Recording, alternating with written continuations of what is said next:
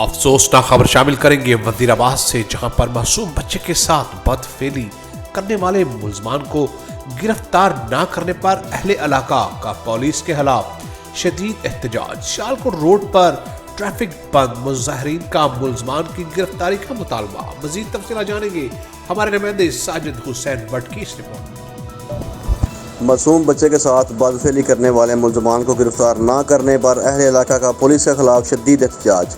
Sialkot road پر traffic بند، مظاہرین کا ملزمان کی گرفتاری کا مطالبہ۔ وزیر آباد کے محلہ شیرو کے رہائشی محمد فیصل کے 5 سالہ معصوم بچے سے محلہ کے ہی تنویر نامی شخص نے مبینہ بدفعلی کی، جس کا مقدمہ پولیس تھانہ سٹی میں درج کر لیا گیا، لیکن 7 روز گزرنے کے باوجود بھی ملزم کو گرفتار نہ کیا جا سکا، جس پر متاثرہ بچے کے اہل خانہ اور علاقہ مکینوں نے سیالکوٹ روڈ کو بلاک کر کے شدید احتجاج کیا اور پولیس کے خلاف نعرہ بازی کی۔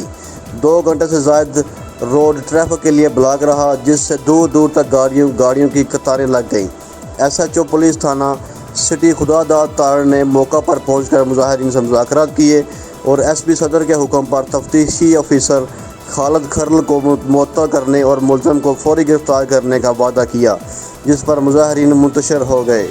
ساجد بٹ، سٹی 5 نیوز، وزیر آباد۔